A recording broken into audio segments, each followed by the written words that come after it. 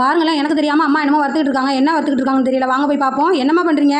பிரண்டை இருந்துச்சு இல்லாமல் கழுவின்னு இருந்துச்சு. கடையில் போனேன், பறிச்சுக்கிட்டு வந்து வதக்கிட்டு இருக்கேன். துவையல் பொண்ணு இந்த பிரண்டைக்கு ஒரு 6-7 மிளகா வறுத்து வச்சிருக்காங்க. ஏற்கனவே துவையல் வீடியோ போட்டுருக்குறோம். இருந்தாலும் எப்பொழுதுமே நம்ம கிடைக்கும் முடிவெல்லாம் சாப்பிட்டுருவோம். வாரத்துக்கு ஒரு நடம் இல்லை 2 நடம் கிடைச்சாலும் சாப்பிட்டுருவோம். உடம்புக்கு அவ்வளவு தரமா. நீங்களும் இந்த மாதிரி அடிக்கடி சேர்த்துக்கோங்க அப்படின்னு சொல்லி தான். ஆமா, ஒரு கொடி எங்கேயாவது கிடைச்சிச்சுன்னா கொண்டு போய் உங்க வீட்டுல வேலி இருந்ததுன்னா அந்த வேலியில ஊடிங்க. அது பாட்டுக்கு மண்டிடும். இல்லை புழங்குற இடத்துல ஊடி விட்டீங்கன்னா அது பாட்டுக்கு மண்டிடும். அம்மா காலையில என்ன வேலை செய்வாங்க அப்படின்னு கேட்டிருந்தீங்க.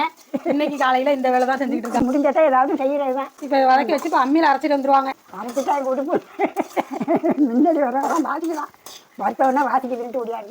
ஆமா, அம்மா வதக்கிற துவையலுக்கு நல்ல அதிகமான சுவை இருக்கும்ல, அதுக்காக தான். எல்லா துவையாக இருப்போம். பிரண்டை துவையாக இருப்போம், தூதுவளை துவையாக இருப்போம், பொரிகளை துவையாக இருப்போம், ஆதண்டை துவையாக இருப்போம். இது சத்தா சாரணன்னு ஒரு இலை இருக்கும். அது எங்க கிடைக்கல. அதெல்லாம் அருமையா இருக்கும் துவைய. கிடைக்கவே இல்லை. இந்த அளவுக்கு இதை வதக்கணும். பெருங்காய புண்டு 1, 5 மிளகா, புளி, 4 பூண்டு, கொஞ்சோண்டு உப்பு. அவ்வளவுதாங்க. அடுத்தது